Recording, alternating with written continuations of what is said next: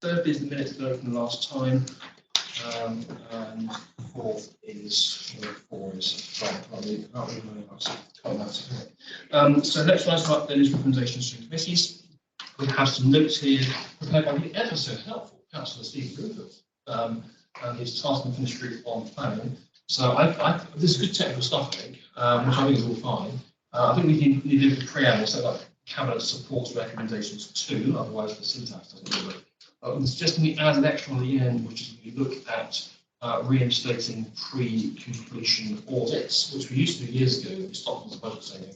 That's if you hire a coach to have lunch at Itching Valley Country Park. We don't need a kind of coach to have lunch at Itching Valley Country Park, but a bit of work on post-planning audits will actually do us all good.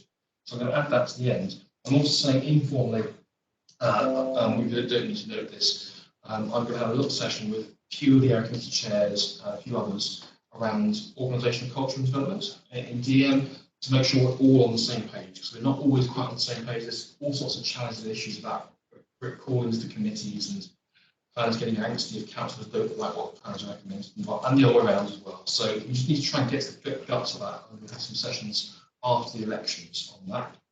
Everyone happy with all that? Rupert? Yeah, I just wanted to add, it's possibly in here, but it's with regards to linking in enforcement to planning obligations with regards to development. It does sort of touch on it, but actually I do think that's actually quite a significant thing where developers clearly are not meeting their S26 sort of obligations or development obligations, certainly with regards to environmental stuff, and whether or not that training and planning potentially could go also include parish and town councils as well. Yeah, okay, that's all that's good. There's a link to put there on enforcement. The wonderful County Council Regulatory Committee has a session every while or so where they look at planning enforcement active cases, the ones that are really controversial. I think local area committees would really enjoy doing that, maybe a couple of times a year. So I'll have a conversation with Phil White and the team about how we do something like that. Assuming the area committee will do it, I suspect we would. Because every area committee's got one or two really knotty cases that just won't go away. And actually explain them might actually save everyone some time. Just going to say very, very quickly, I mean, I don't know whether it is a process, possibly not, but it would be really, really good when clearly a developer has, over a period of time, failed to requirements and indeed having involved whether or not there's a mechanism to recharge that cost from the council to the developer for non-compliance with required obligations. I think we should be looking at all this stuff because enforcement, we have said we want to be tough on enforcement. We've never quite managed to make it work with a few high profile exceptions like the trees, Scory's Cops, and the hilltop in Hill. But being more assertive and effective in those areas and being really punitive on bad developers is a good thing to do it. So good point. Thank you, Tonia. Mine was around enforcement as well and how we need to get more joined up. With that, I'm not going to bring them all up here, but there's been several issues recently that I'm beginning to. I've lost faith with really, but it's with not just the planners, it's with enforcement. And even the interpretation of conditions that have got in place. So there's a wider side to this that I think we all need to sit down and see if the same hinge. Okay, right. I absolutely agree with what we'll pick this up as part of this post-election thing, and we'll hopefully find ways of engaging people in that process too. So it'll be good for everyone. Okay. Excellent. If we're all happy with that, that's then agreed. Item 6 is for the housing service policies, and on batch 4 from Sir Edgerly. This stuff probably has been through PMP. It's all really good stuff. Paul. Yeah, you're right. It is all really good stuff. This is the third tranche. The fourth tranche is on its way to Richard and his team, and the fifth tranche is sitting in my inbox for viewing. To then go to Richard and his team. It all comes back to cabinet. So this will be a regular thing for a foreseeable future. Yeah, enjoy them all. Okay. And we'll all get used to doing housing management again, just like we used to in the 1990s. Yeah, I had a good read through all these, and certainly agree with all that's put here. There's definitely a typo in one of them, all the actual documents, but also there does seem to be some blanks and a couple of question marks in some of the documents as well. Clearly, obviously, needs to be tidied up. If you found them, send them in. Yeah. And it's just possible no one else has. Oh, yeah, for money. Well, they're on here. Yeah.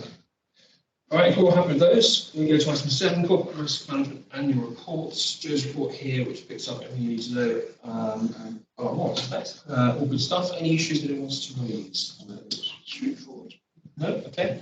That's agreed then. We have an action item 7A, which was emailed round, which was to update some council tax resolutions after a really micro bug got into our system and decided that large tracts of Whitewood were actually used to town when they're not. Then the billing went slightly wonky because people had to more council tax bills. The council tax bills went seriously wrong in both parts of the new parish areas. It has now been found, it has now been fixed. The resolution was emailed round earlier, it was on WhatsApp, and it basically just corrects the error made here, which is we're agreeing to retrospectively agree with the actions of the corporate director and chief financial officer in sourcing that forward. It won't happen again because everyone's parish now, so now that every home is allocated to the right parish, life is to be good. Well, just one thing on that, because I know that there has been some sort of public raising of this issue, but it's important that actually no residents have been disadvantaged as a result of this. So, that's a real positive. There are some residents in Boywood where they're now paying less than they thought, and anyone in Eastleigh Town Council area is paying exactly the same. So I think that's important stress that on that. So no one's being disadvantaged. Good. We found today, yesterday, that you've been reading the letters. One house has approved. That's caused real consternation. The system to keep like this. But there we go. This is the way of the world. This is the way of the world. But if we're happy to agree on that, that's then done. Internally there'll be a lessons learned exercise. We need to. I think with these things, it's a bit like when there's a plane crash. The answer is not to blame manufacturers. The answer is to work out what went wrong so it doesn't happen again, which is why aviation is the safest form of transport of the planet. That's the head culture. So work out what went wrong, fix it so it can't go wrong again, rather than say it was you. Okay, good. Right, exec business has been moved and agreed. There's no press here to kick out. Item 9 is